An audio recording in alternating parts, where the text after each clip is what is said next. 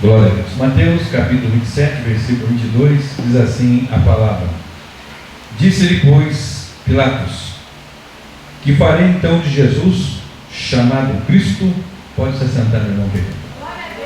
Glória a Deus. Disse-lhe Pilatos: Que farei então de Jesus, chamado Cristo? Meus queridos irmãos, quando às vezes nós lemos o texto, como esse, por exemplo, sabemos que o contexto é a condenação e a crucificação de Jesus. Evidentemente, o texto já deixa bem claro o que estava acontecendo. Quem é acostumado à palavra, acostumado a ler, a ouvir a mensagem, sabe o momento crucial que nós estamos nesse texto. E nesse texto nós temos uma pergunta, aliás, dentro desse texto há várias perguntas. Há uma grande pergunta que é feita da parte de Pilatos, dizendo o que é verdade. Mas nesse versículo que eu li, Pilatos pergunta: o que eu vou fazer então de Jesus chamado Cristo? Porque em algum momento ele entendeu que Jesus não tinha condenação alguma. Eu julguei esse homem, não estou vendo nada para condená-lo.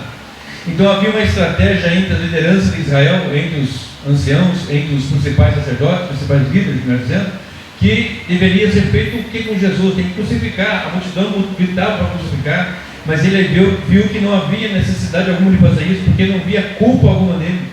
A própria mulher de Pilatos chegou para Pilatos e disse: olha, eu tive um sonho nessa noite e muito sofri por causa desse justo. Foi o que aquela mulher disse. E quando ele foi para julgar, então ele observou tudo aquilo. Em outro texto diz que ele mandou ele para Herodes. Herodes também queria ver Jesus, mas não achou nada interessante, ele queria ver espetáculo, queria ver milagre, show, e Jesus não fez nada, porque ele não veio aqui para fazer show algum, veio para salvar os perdidos pecadores.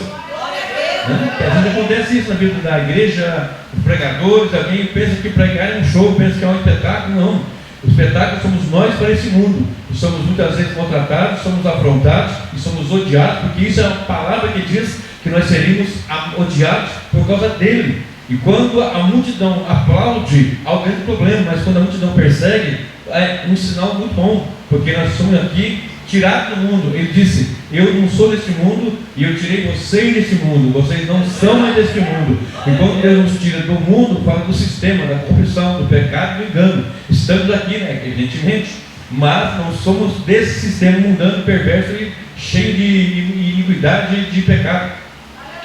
Então Herodes se depara com Jesus, cujo qual ele não imaginava que fosse assim, e devolve para Pilatos. E Pilatos então continua a sua investigação. Eu não tenho razão para crucificar esse homem. E Pilatos então é interpelado pela multidão, ou ainda pela liderança, dizendo o seguinte: se você não condenar esse homem, você não é amigo de César, porque ele fala contra César, ele fala contra o Império Romano. Armaram uma estratégia e viram que aquela estratégia não era boa e mudaram então a estratégia. Colocaram contra Roma, o Império Romano, o sistema romano de imperar. E Roma tinha suas facetas.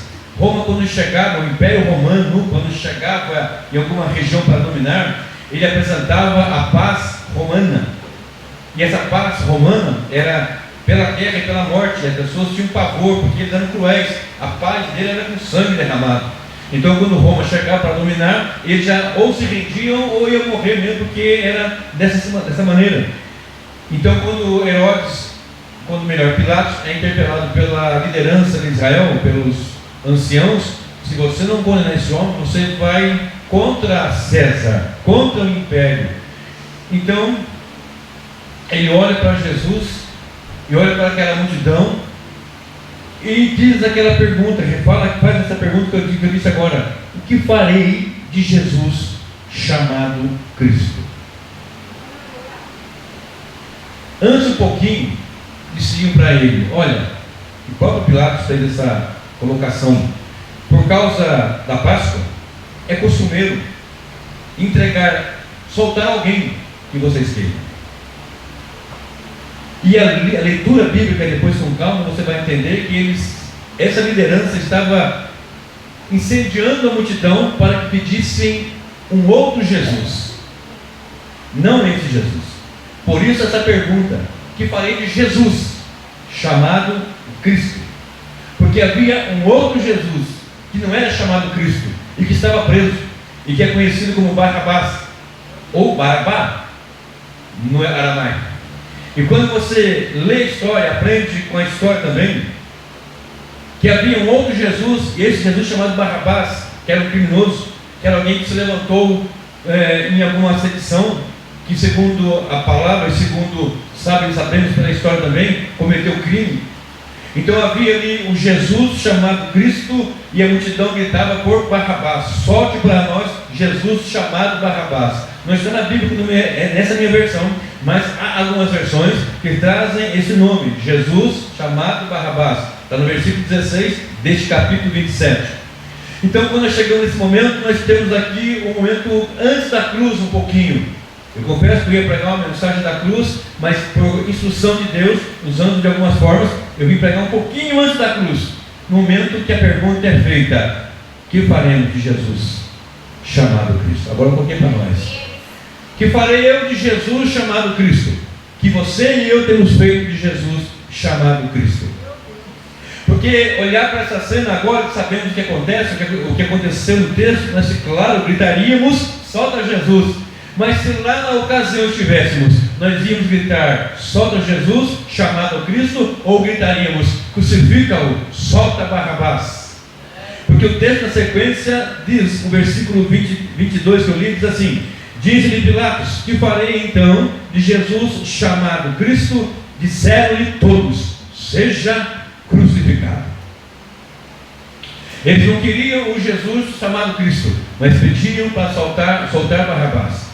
Então assim foi feito: soltaram Barrabás e Jesus foi levado para ser açoitado. O que eu e vocês estamos fazendo com este Jesus chamado Cristo? Porque quando eu falo Jesus, eu falo a palavra Jesus, o nome Jesus quer dizer Deus salva, Deus Salvador. E quando eu leio a palavra também Barrabás, quer dizer Filho do Pai, Salvador, Filho do Pai. Se eu juntar os nomes aqui, vamos chegar em Salvador, Filho do Pai. Ou seja, Jesus veio salvar os filhos do Pai. O que eu, como filho do Pai, estou fazendo com Jesus chamado Cristo? Estamos vivendo num tempo, eu sempre estou dizendo aqui, que é o tempo final da história da igreja antes da volta de Jesus. É o tempo final antes da vinda gloriosa de Jesus. E em nossa vida, em nosso ministério, em nossa casa, o que nós estamos fazendo com Jesus chamado o Cristo? O que eu vou fazer com Jesus chamado Cristo, o que você vai fazer com Jesus chamado Cristo, vai ecoar na minha vida para a eternidade. A eternidade é um eco do que nós vivemos aqui e agora. A eternidade vai mostrar para nós o que vamos fazer, o que vamos ser a partir de agora. Quando eu tenho Jesus como meu Salvador, a eternidade me reserva coisa gloriosa e tremenda. A eternidade com Jesus, quando eu tenho Jesus como meu pastor, a eternidade é repleta de bênção para nós. Quando eu tenho Jesus chamado Cristo como aquele que é o meu Senhor, nós estamos felizes e alegres, porque Ele vai nos guiar a águas tranquilas eternamente. Mas quando eu desprezo o Jesus chamado Cristo, isso é complicado, porque nós temos nesse texto anterior um pouco alguém chamado Jesus, o Jesus chamado Judas, melhor dizendo, Judas Barrabás, que jamais chamou Jesus de Senhor. Se você pegar o texto sagrado, você vai ver o chamando de mestre, de rabi, raboni, mas nunca chamando de Senhor. Mas para mim, Jesus chamado Cristo também é Senhor. Para a igreja, Jesus chamado Cristo também é Senhor. Para você, Jesus chamado Cristo também é Senhor. Porque quando Ele é Senhor, Ele governa. Quando Ele é Senhor, Ele ordena a bênção, mas também ordena a vida. Quando Ele é Senhor, Ele dá a primeira palavra e a última palavra. Quando Ele é Senhor, Ele é aquele que conduz para a eternidade gloriosa. Quando o apóstolo Paulo, antes de ser apóstolo Paulo, ele naquele caminho de Damasco, ele caiu. A Bíblia não fala que ele caiu do cavalo, a Bíblia diz que ele caiu. Entende-se, pois talvez ele estaria indo a cavalo, mas o texto não diz. E se o texto não diz, eu não digo. Mas que ele caiu, ele caiu. E quando ele caiu, ele viu uma grande luz, e a palavra do Senhor Jesus era para Paulo: Saulo, Saulo, por que me persegues? Ele disse: quem és? Senhor. Já reconheceu o senhorio de Jesus. Pilatos não reconheceu o senhorio de Jesus e dizendo: o que eu vou fazer desse Jesus? Mas um dia, quando Jesus vier, se ele não houver se convertido, porque eu não sei se ele se converteu ou não, eu não posso afirmar, o texto não diz, mas um dia nós vamos saber. E se ele não se converteu, ele vai estar no meio daquela multidão, e Jesus vai olhar para ele e vai dizer: eu sei o que eu vou fazer contigo agora. Atai-o de mãos e pés e lançai-o nas trevas exteriores, onde ali haverá dor, choro, pranto e ranger de dente. Se ele tivesse pego esse Jesus chamado Cristo e abraçado como fez Zaqueu, Zaqueu soube o que fazer com Jesus chamado Cristo. Quando Jesus vinha passando, Zaqueu deveria ser da minha estatura, porque eu sou baixinho, talvez ele fosse ou menor do que eu ainda. E quando ele vai passando, soube que Jesus ia passando, ele subiu numa árvore para ter condições de vê-lo. Mas quando ele sobe, no desejo de estar com Jesus, quando Jesus passa, Jesus então olha para ele pelo esforço que ele fez para ver e ter Jesus chamado o Cristo. Então disse o Senhor: desce depressa, porque hoje eu vou na sua casa, eu vou jantar contigo, eu vou passar uma noite contigo e vou te ensinar. E naquela casa entrou salvação. Quando eu reconheço Jesus chamado Cristo, entra a salvação, entra a libertação, entra socorro da parte de Jesus chamado o Cristo. A salvação, aleluia. Quantos podem aplaudir esse Jesus chamado Cristo, que é Senhor, que é Rei dos Reis, que é Senhor dos Senhores? Observe que coisa gloriosa quando nós entendemos isso. Observe como é grande e glorioso quando compreendemos isso, missionária Leleia. A gente que está na caminhada com Jesus há alguns anos, nós observamos nesse tempo final da história da igreja, antes da volta de Jesus. E eu tenho uma coisa que eu quero confessar para vocês: eu não quero morrer, eu não quero. Eu sei que há várias interpretações bíblicas, estudos escatológicos, e eu, obviamente, também tenho a minha visão escatológica, mas não estou preocupado com tribulação, grande tribulação, essas coisas não, se vão passar, se não vão passar. Há várias linhas de interpretação escatológica, e cada uma tem as suas nuances e assim por diante. Mas o que eu quero mesmo é ver Jesus voltando nas nuvens. Se eu morrer, quando ele voltar, eu estiver morto, eu estar dormindo em Cristo, eu vou ser ressuscitado junto com todos que nele morreram, em corpo de glória. Mas claro, isso aqui decide ao Senhor, mas é um pedido meu da minha parte. Eu gostaria tanto de ver a trombeta soar, ver aquela gloriosa vida de Jesus em poder, em grande glória, este Jesus chamado Cristo vindo, porque da mesma maneira que ele foi, ele voltará. Aí você pensa no seu coração: o que eu fiz de Jesus chamado Cristo? Eu fiz dele e com ele, para ele, eu servi, adorei, preguei, celebrei, cantei, salmodiei, vivi para ele, me santifiquei por causa dele, vivi a minha vida em prol da obra dele, a obra de missões, a obra de pregação, a obra da igreja, servindo aquilo que Deus me chamou e naquilo que ele me chamou. E quando ele vier, vai valer a pena saber o que você fez com Jesus chamado Cristo. Saiba o que fazer com Jesus chamado Cristo. Faça como Zaqueu, olhe para ele, busque a ele, tente ver de todo jeito.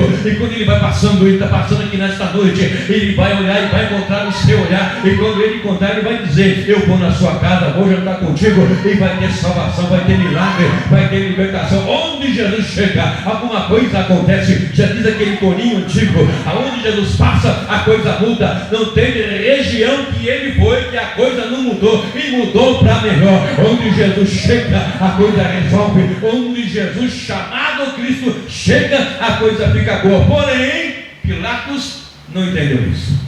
Pilatos olhou e disse: vocês querem que eu faça com esse Jesus chamado Cristo? Não queremos este, queremos outro chamado Barrabás. Solta Barrabás, crucifica Jesus. E a multidão gritava, a multidão celebrava. E às vezes meus estudos, nas minhas conjecturas, meus pensamentos que eu penso em Bíblia o dia todo, é claro que eu faço outra coisa, mas eu faço outra coisa muitas vezes pensando em Bíblia. Isso é coisa de pregador. A mente de pregador é uma mente diferente, diferenciada. Não somos melhores, mas a mentalidade, você ouve um negócio, vê uma coisa, já imagina uma pregação, uma ministração, alguma coisa relacionada à palavra de Deus. E quando numa dessas minhas pensamentos sobre a palavra e a volta de Jesus e a obra de Deus e assim por diante, eu me pego muitas vezes pensando: meu Deus, Se esse homem, Pilatos, tivesse tomado outra posição, abraçado Jesus, mas não ia ter condições, porque ele veio para morrer por perdidos pecadores. E quantas vezes meus pensamentos com a palavra, eu fico observando, meu Deus, quanta coisa nesses tempos finais tem mudado, quantos rumos têm se mudado nesse tempo, quanta diferença do que havia para o que está acontecendo agora. Quanto mais o tempo vai se aproximando da vinda de Jesus, mais o pecado se alastra, porque a Bíblia diz que no fim dos tempos o amor de muitos ia se esfriar, a iniquidade ia multiplicar, a tal ponto de zombarem no Senhor abertamente, inclusive na igreja, inclusive fazendo de igrejas diversas e variadas igrejas, que você olha e não sabe o que é aquilo. E quando nós olhamos para a palavra de Deus, a palavra de Deus diz que a casa do Senhor, ao povo de Deus, convém a santidade. Ao povo de Deus convém a santidade. E quando nós olhamos para muitas situações, como eu te falei agora para vocês, nos estudos que eu faço, meus pensamentos, nas minhas conjecturas, eu fico pensando, meu Deus, como que vai ser isso? Mas há uma esperança. Há uma esperança bendita. Jesus ainda está aqui, a porta ainda está aberta, o noivo ainda está aqui, vai voltar, mas ele enviou o Consolador e ainda está aqui conosco. Mas quando ele vier, o que é que eu fiz com Jesus chamado Cristo? Zaqueu teve a oportunidade, antes disso, muito tempo, diz o texto sagrado, certa ocasião, Jesus diz assim, para aqueles homens, para aquela liderança, para aqueles sacerdotes, para os anciãos, ele disse o seguinte: Abraão viu o meu dia e se alegrou. Ele ansiou muito pelo meu dia e viu o meu dia e se alegrou. João 8,56. Aquela massa que estava ali, a liderança, como que você viu Abraão se você não tem nem 50 anos? Sendo Jesus de quase 30 anos, ele foi para o Jordão para ser batizado. Ele tinha pouca idade, ele não tinha 50 anos. Como é que você não tem nem 50 anos viu Abraão, que faz séculos que passou por aqui? Algumas conjecturas são feitas pelos teólogos, uma das quais é capítulo 12, quando ele fala para Abraão: sai da terra, da tua parentela, vai para uma terra que mostrarei, terra que manda leite e mel. Outra conjectura está em 17 do livro de Gênesis, onde ele diz assim: sede uma bênção, anda na minha presença e seja você uma bênção, se tu uma bênção. E outra passagem que é muito mais aceita ainda pelos teólogos, estudiosos, está em Gênesis 22, quando o Senhor manda que ele leve o seu filho Isaque para ser sacrificado, seu único filho. Tu me amas, Abraão? Amo. Então pega o teu filho, o teu único filho, e leva para sacrificar. Ele vai com seu filho, os irmãos conhecem a história, vai com uma equipe, e no caminho, quando eles estão indo, o seu filho Isaque lhe pergunta: pai, nós temos a lenha, nós temos aqui o fogo, mas o cordeiro, onde está? E Abraão diz para ele: o cordeiro Deus proverá. Jesus disse: ele se alegrou por ver o meu dia. Ele viu e se alegrou. Abraão não tinha visto como os discípulos viram, ele não tinha visto como Pilatos viu, ele não tinha visto como aquela multidão que gritava: crucifica-o, crucifica-o, crucifica-o. Abraão não tinha visto esse dia, mas se alegrou por vê-lo. E quando viu, eu não sei se qual dessas três, mas lá em Romanos 4,17 diz que Deus é aquele que chama à existência as coisas que não são, como se já fossem. Você consegue entender essa profundidade? Deus chama à existência as coisas que não são, como se já fossem. E diz o Senhor Jesus assim: ele se desejava ver o meu dia, ele viu e se alegrou. Eu não sei qual dessas circunstâncias, mas uma coisa é certa: ele via pela fé e pela fé se alegrava. Eu estou vendo aqui hoje, pela fé também eu me alegro. O que eu faço de Jesus chamado Cristo, eu me alegro em sua presença. O que você pode fazer de Jesus chamado Cristo, você pode se alegrar. Eu não estou vendo, pastor Lenéia, eu não estou sentindo fisicamente ele aqui, mas a sua presença é palpável espiritualmente pela fé. Eu sei que Ele está aqui para resolver problemas, eu sei que Ele está aqui para salvar e curar, mas principalmente eu entendo que Ele está aqui para ser adorado pela noiva do Cordeiro. Deus proveu o Cordeiro veio e morreu por pecadores. E Ele estava dizendo que nos meus estudos eu fui conjecturando aquela multidão que gritava: crucifica. Será que essa multidão é a mesma que estava recebendo a multiplicação dos pães? Será que dentre estes também haviam aqueles que viram Jesus curar paralíticos, cego, mudo, surdo, limpar leprosos? Será que no meio desta multidão também havia aqueles que viram ele chegar numa cidade e curar todos os enfermos daquela cidade? Já parou para pensar nisso? Já parou para pensar se no meio daquela multidão estava também aqueles que viram ele multiplicar pães 2 vezes e peixes? Será que no meio daquela multidão estavam muitos daqueles que ele chegou e ressuscitou os seus mortos? Ao entrar numa cidade, por exemplo, imagina se ele chegasse na cidade de Cachoeira Paulista. Eu não sei quantos habitantes tem aqui, mas imagina se ele chegasse nessa cidade e curasse todos os enfermos. Não era um nem dois, todos. E quando ele fosse embora, será que dentre eles também estavam lá, essa multidão inflamada, gritando: crucificam, crucificam? Eu não sei se tinha um desses lá, mas nas minhas conjecturas, pensamentos, eu penso, pode ser que sim. Muitos teólogos até entendem, sim, estavam lá, mas naquele grande dia também vão estar lá. E a pergunta é: o que você fez de Jesus chamado Cristo? Observe o texto sagrado no livro de Deuteronômio, capítulo 18, versículo 15. Já para partir, Moisés diz para o povo: o Senhor levantará, algumas versões, suscitará um profeta semelhante a mim, a ele vocês devem ouvir. Moisés já prontinho para subir no Monte Pisga, e Deus recolheu.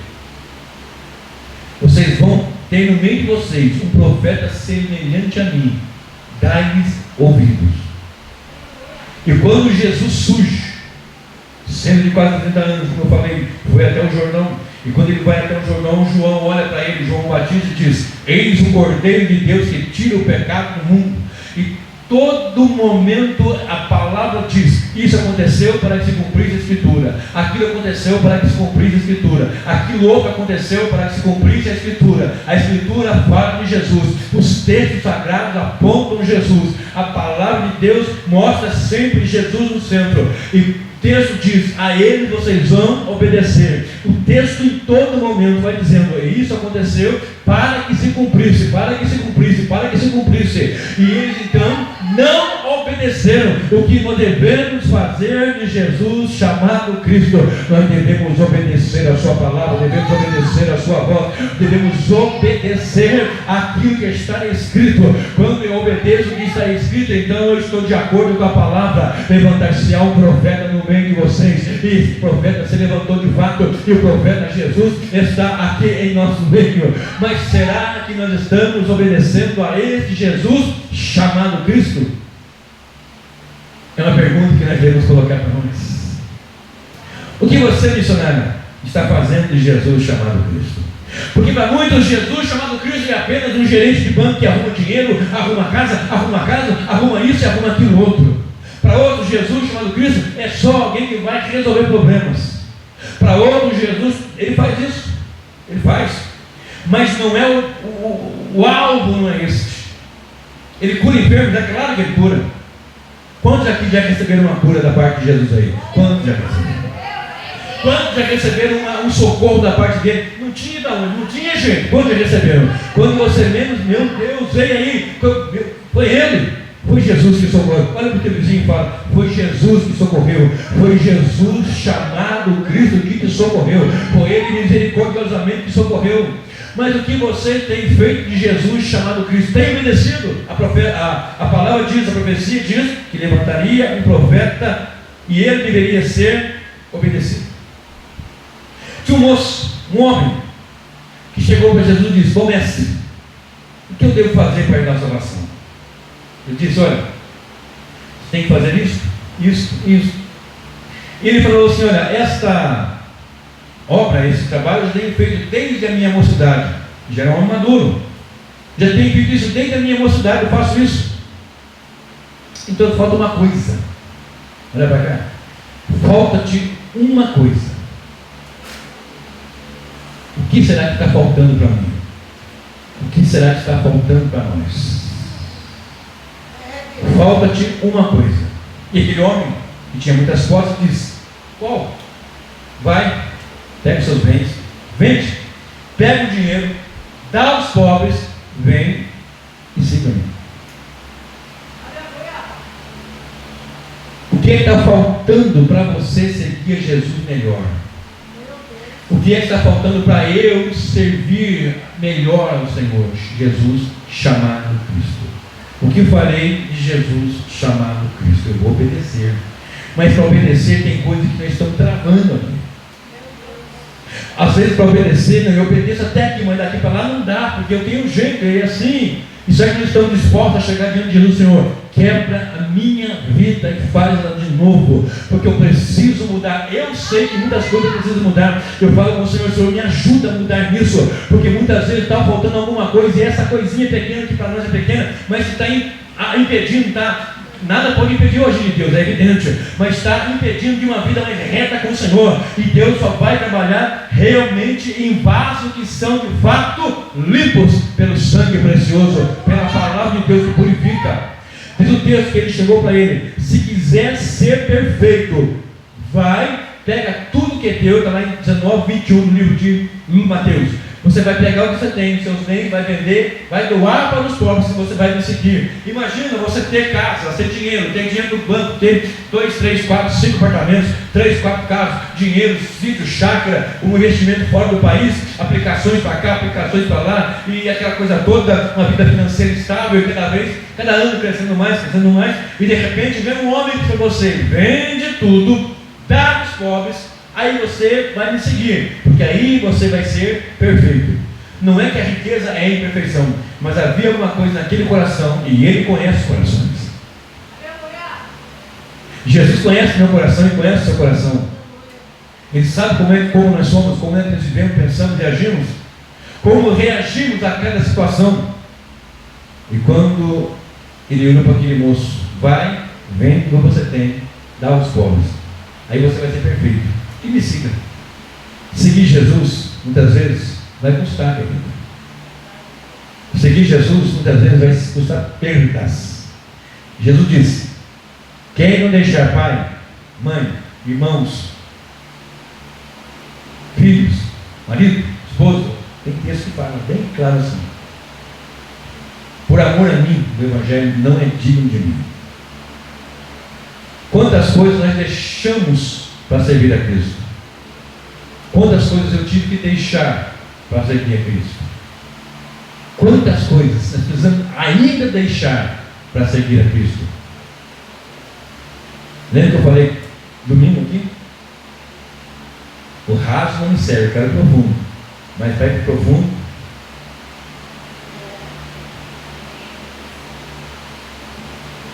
Quantos querem o profundo de Deus? Quantos querem pagar o preço? Vamos ficar de pé? Aleluia.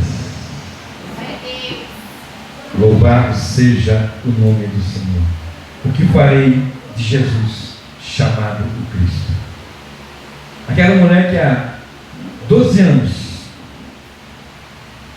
com uma hemorragia que não parava. 12 anos. Tem coisa que você está reclamando há 12 meses. Tem coisa que eu estou reclamando há 12 dias. Tem coisa que você está reclamando há 2 anos, há 6 meses, não sei. Mas 12 anos sem poder cultuar a Deus no templo, sem poder apresentar sacrifício, porque a mulher, nos seus dias, onde ela tocasse, sentasse, era impuro. Pode ver na lei. Se ela sentasse na poltrona, aquela poltrona tornava-se impura. Se alguém tocasse, ficava cerimonialmente impuro. Não poderia cultuar da maneira correta. Mas ela ouviu falar de Jesus. Eu falei de Jesus, chamado Cristo. Eu vou tocar nele. Ela resolveu tocar nele.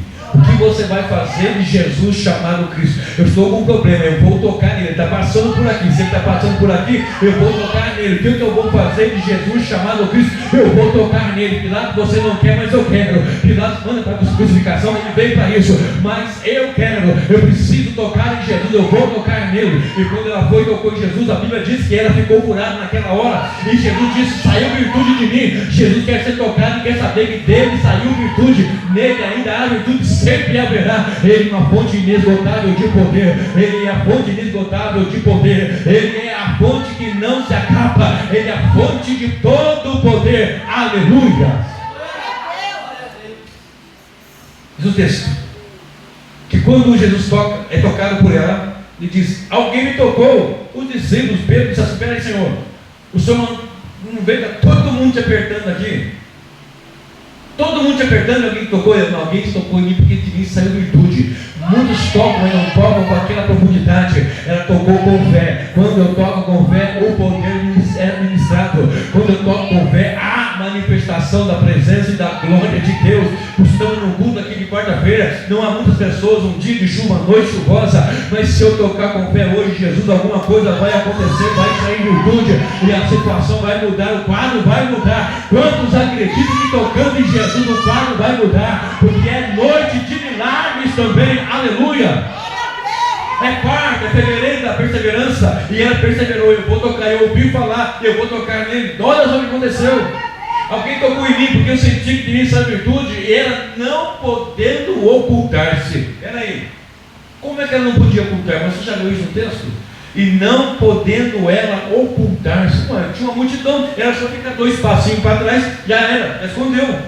Eu imagino, conjectura minha, meio de cabeça do pregador, que a multidão, quem me tocou? Todo mundo, opa, eu não, e ficou ela. Eu imagino isso, porque ela não pôde se ocultar. Opa, foi ela. Aleluia. As pessoas vão ter que sair e saber que você tocou nele. E quando você tocar nele, vai sair virtude, vai sair poder e vai ter milagre. O que você vai fazer de Jesus chamado Cristo? Eu vou tocar nele e vai mudar a situação em nome do Rei dos Reis e do Senhor dos Senhores.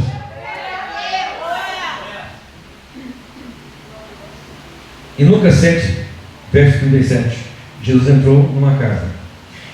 E naquela casa tinha uma mulher. Ele foi fazer ali, foi jantar com os irmãos, com as pessoas. E havia uma mulher que entrou ali, uma pecadora, diz o texto. Todos são pecadores, mas ela era uma pessoa que tinha uma vida que toda apontava. Essa daí. E ela chegou, prostrou-se aos pés de Jesus, chorando, molhava os seus pés. E com o cabelo que ela soltou, ela enxugava os seus pés. E ela ungia os pés de Jesus. O que eu farei de Jesus chamado Cristo? E aqui eu vou fechar. O que eu vou fazer? Eu vou me prostrar diante dele. Eu vou chorar os seus pés.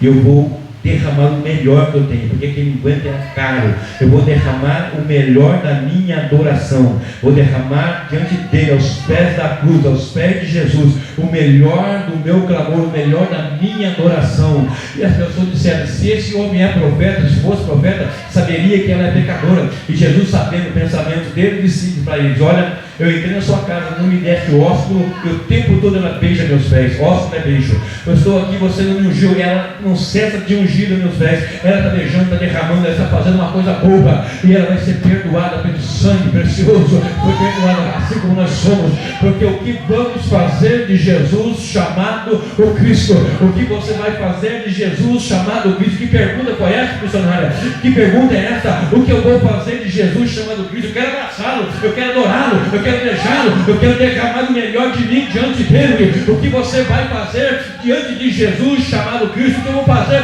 com Jesus chamado Cristo? Eu vou adorar aqui, eu vou adorar agora, vou adorar amanhã, e na eternidade eu vou estar adorando. Eu quero passar a eternidade tributando a honra ao seu santo nome. Quero passar a eternidade adorando a Ele. Aqui é passageiro, meu querido. Talvez você vai viver 80, 100, 90 anos, 95, sei lá quantos anos. Gente passou nesse carnaval que encerrou ontem e morreu muita gente aqui, inclusive. Mas o que nós vamos fazer? Se for 30, 40 anos aqui, a eternidade nos aguarda. Pilatos vai olhar e vai dizer: se não se converteu, o que eu vou fazer? Assim como ele que nos converteu, muitas multidões vão dizer: o que eu fui fazer? Eu preferi o pecado, eu preferi a carne, eu preferi a imundícia, eu preferi viver dissolutamente, eu preferi viver uma vida falha, cheia de pecado. Que faremos de Jesus chamado o Cristo? Eu quero orar por você nessa hora.